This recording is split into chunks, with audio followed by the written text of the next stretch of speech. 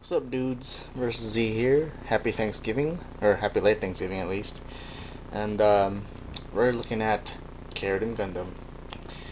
First off, I'd just like to say that this is my third take on this review, and because of all the accessories it comes with, I'm actually going to be skipping out on some points of articulation because I'll tell you right now, if you have seen my 00 Gundam review, there are most of the primary points on this guy, like elbows, hands, all that other stuff, waist, joints, is pretty much the same. So I'm just going to be pointing out the special areas that need to be pointed out, of course, and different colorings. I pretty much painted everything that needed to be painted on this guy except for the pistols, as you can see, because I wanted to be real accurate. Plus I got lazy towards the end. I wanted to hurry up and finish this guy. Clear blue is clear blue, clear red is clear red, and whatever had gray accents, I did gray accents. And that's it. I'd like to start off with articulation, though I did leave out the shield bits, which are these green things everywhere on the suit, on his inappropriately placed ass GN drive, which I decided to paint clear.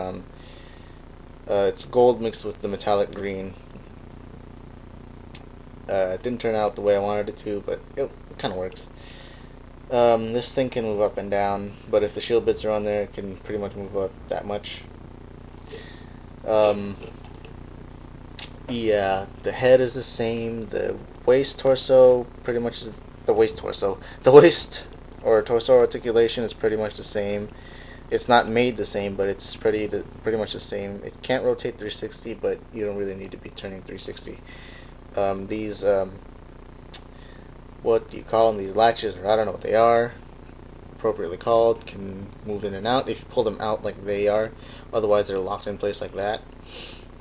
This one here will move up and down. These armor flaps will move up and down.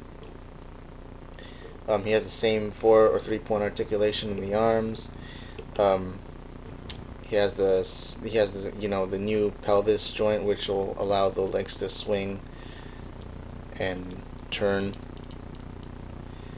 The skirt armor, the front skirt armor, it comes molded in one piece, but Prime 92, this one's for you. You can cut them and they will stay there securely, like so. There you go. They'll stay there pretty securely. I think Bandai molded it that way on purpose, so you can just cut it, shave things out, and they'll sit there very securely. I've messed with that thing plenty of times just to make sure that it does stay there, and it does stay there. So go ahead and cut them out if you haven't already. Yeah, like I said, this one moves up and down. The legs, though, are quite different from 00. They can reach about that far, perfectly split. He can't do the splits like 00 can, but they can split. His thighs can turn, rotate, whatever. But the interesting part is the knees. Watch carefully. Yeah, I really like that part there. If you pay attention to the detail on this thing, it really looks like a bunch of slots and panels that just like extend so that there's no hole on the knee. It's real nice. It's real sweet. Forwards, of course. Backwards is kind of limited because there is a back skirt on this one this time. Feet are quite different. They're not ugly, but they're quite different. They work. There's a wiggle, good amount of wiggle up there, provided by peg joints. The ball and socket joint down here is quite different, though, and the movement is very limited. But what makes up for it is the upper foot joint. And these heel spurs down here can go up and down, and they act as a stability thing. That's about it for articulation. I'm gonna go charge my battery, so I'll be right back.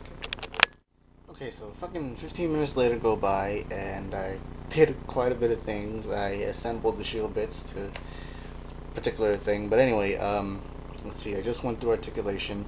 I did leave out one thing, though. These, the things on the thrusters in the back, they can come out, and there's a peg there that will fit another piece of accessory, which I'll show in a little bit, but I won't completely show it in the way it's supposed to be, because you have to do a whole bunch of things, and like I said, time permits on this video. So, let's begin the accessory, shall we? first off is the unpainted GN Pistol 2s. Here's pistol mode, beam pistol mode, and you know, for far or mid range, you can shoot some fuckers down and just go pow pow pow. Comes with 2 of them, and there's holes on there, and you can peg them in back there. I'll show you that in a sec. And then, whenever a mobile suit does get too close to bad boy Cherudim, switch, and you got tomahawks. So you can just go, hi-ya, motherfucker. But yeah, anyway, these holes, those pegs, pow, and you can just reach behind them and grab them. The next tiny piece is the Holoscreen, which I painted clear blue also. This is what goes on to the holes back here, and they just peg in like that. I'm not gonna completely show you how it goes on there, but pretty much you just take these out and peg this onto there, and it should go in front of them. And for the full mode, you're supposed to lift up the red jewel thing there, and you'll see that I like how it turned out. It turns out nice on camera. It's silver, but I painted it clear blue, and yeah, it looks real nice. That's one. His main accessory, of course, is his sniper rifle. Can't get off. Oh, motherfucker. Okay, so here's his storage mode, and it also doubles up as his twin barrel machine gun. There's 2 barrels right there, and we saw that in action in episode, what was it, 8 or 7, I think. It was episode 7. No, I'm sorry, 8. Episode 8. Damn. Okay, clear blue painted, real good. The one thing I gotta complain about this thing is not exactly the gun itself, but one thing that they could have done on the 00, which is this molded gray area. It's molded onto the plastic, whereas on the 00, the GN Sword 2s, you had to either stick them over or paint them over gray. They could have easily done this. I guess not. But anywho, there's a handle here. You can take it out and move it around so you can hold it in both hands.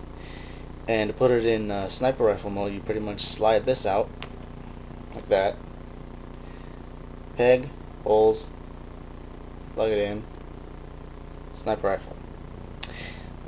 This one compared to Dynamis looked more like an anti-tank sniper rifle or super long range sniper rifle kind of thing. This one looks more of a futuristic, like really ready to fire laser beams kind of sniper rifle. Both are nice. I like sniper rifles. It does come with this palm, like all of them do, but instead of this, you know, crazy reaching hand, it's got this more of a ass grabbing hand.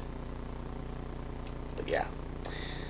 The main attraction though, the main accessory, the one that allows a definite possibilities, or I guess infinite possibilities of posability, is the clear stand that it comes with. So you can pretty much like take all the other bits like these and that, put them together using these extra clear parts, and you can have them in poses like that, or something a bit more complex like that, or even as simple as you want it to be. Well, yeah, that's pretty much Cherudim Gundam for you. Aside from the different points of articulation that I decided to skip out, but like I said, they're pretty much the same. Yep. It does cost a little bit more than 00, but compared to what you get with 00 and this guy here, I think he's definitely worth the money. And I'm sure some of you have already asked me and will ask me, should you get Dynamis or Cherudim? I say you get Cherudim, because unlike Dynamis, where you had to get a GN Arms Type D to get everything, which was like only 2 things and probably 8 or 10 pieces of extra mold, then yeah, get Cherudim, because he comes with everything that we've seen in the anime and everything that we haven't seen in the anime. But yep, good deal. 10 out of 10. Go pick one up. You guys have a happy Thanksgiving, or a happy Black Friday.